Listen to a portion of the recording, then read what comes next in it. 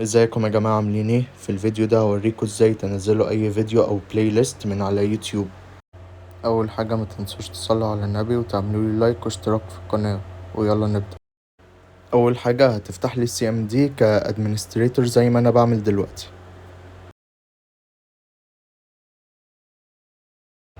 بعد كده هتكتبوا الكوماند اللي ظاهر لكم على الشاشة،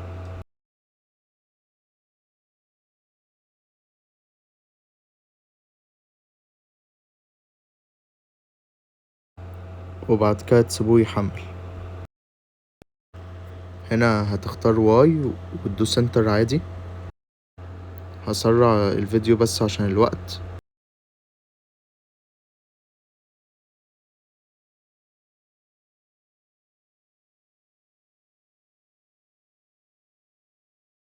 وبكده نزلنا البرنامج اللي احنا محتاجينه عشان ننزل اي فيديو.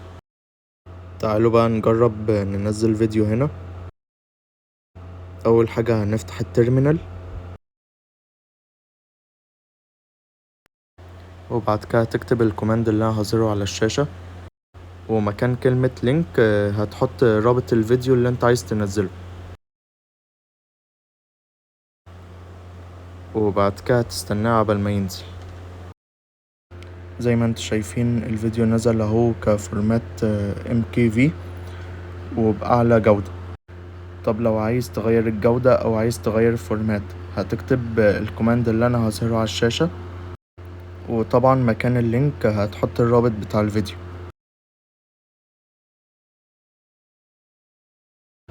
هيظهر لكم الشكل ده.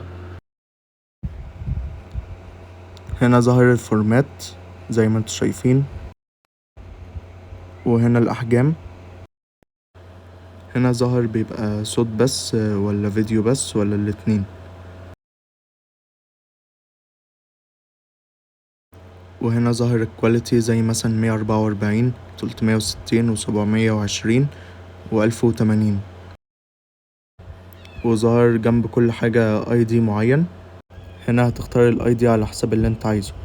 انا هختار كواليتي 1080 و MP4، وطبعا صوت وصورة.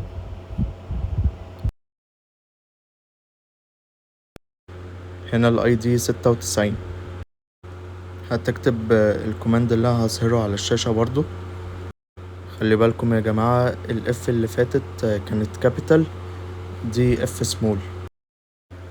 وتستناه هنا عبال ما ينزل. زي ما انتوا شايفين الفيديو اهو نزل بالجودة اللي احنا عايزينها. وبكده الفيديو خلص. ابقوا قولولي في التعليقات الطريقة دي نفعت معاكم ولا لأ. وما تنسوش لو الفيديو عجبكم تعملولي لايك واشتراك على القناة وتصلوا على النبي.